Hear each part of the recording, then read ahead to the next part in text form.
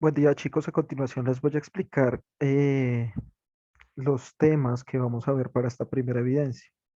Entonces, inicialmente vamos a hablar de la formación del universo. Entonces, tenemos que partir de la materia que se encontraba acumulada al principio del universo en un proceso llamado Big Bang. Vamos a ver más teorías, por supuesto. Sin embargo, obviamente abordaremos esta teoría del Big Bang, que es la más aceptada científicamente en la actualidad, y veremos qué variables surgen a partir.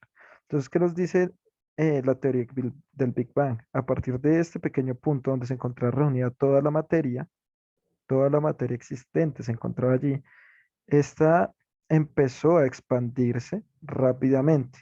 Entonces, en unos pequeños minutos, ¿cierto? Empezó a formarse eh, las pequeñas partículas que dieron origen a las siguientes subpartículas que posteriormente se convertirían en electrones, protones y neutrones, ¿cierto?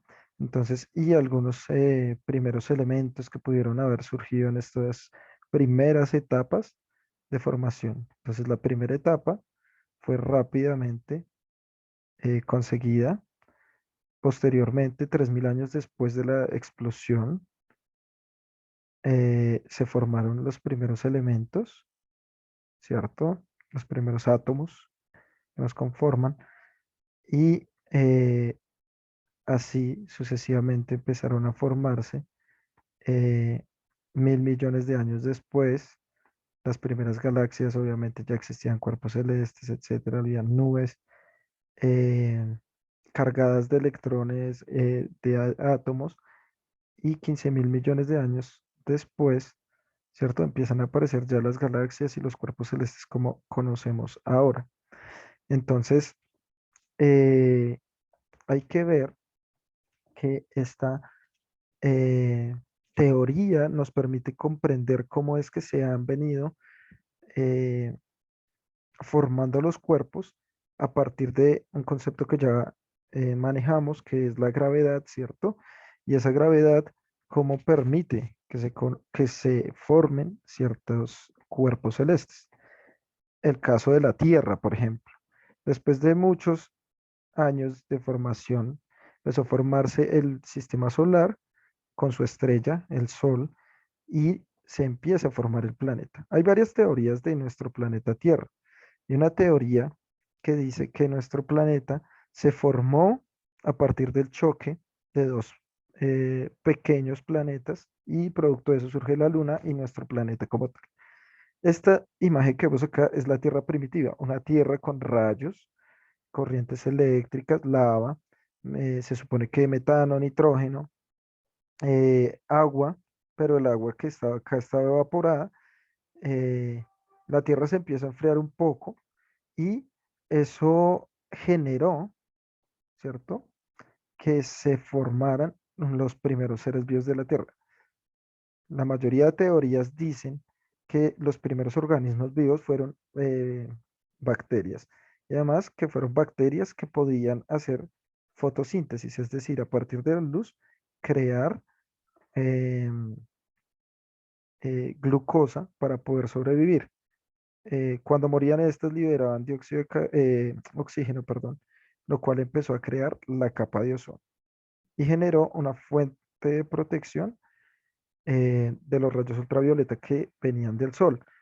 Pero recuerde que nuestro campo electromagnético, al tener hierro y ser muy fuerte, también repele una muy buena cantidad de la radiación del sol, generando que la Tierra se convirtiera en un lugar propicio para que se desarrollara los seres vivos. ¿Listo? Bien.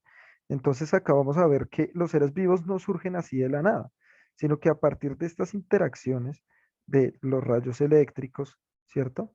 Del dióxido de carbono, del metano, ¿cierto? También había nitrato, agua líquida y agua en forma de vapor.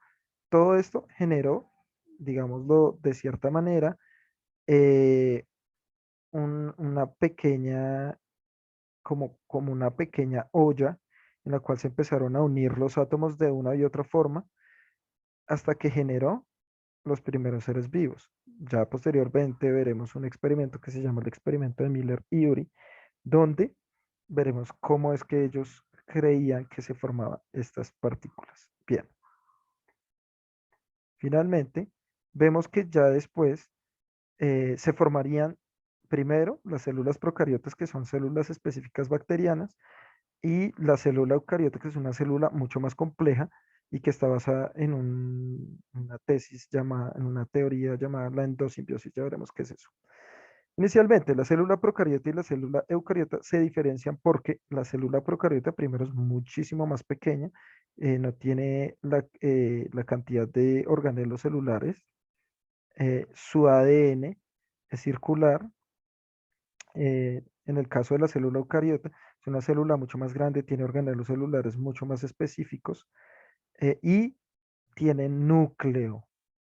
Si ustedes se fijan, la procariota no tiene núcleo. La eucariota sí. ¿Qué es el núcleo?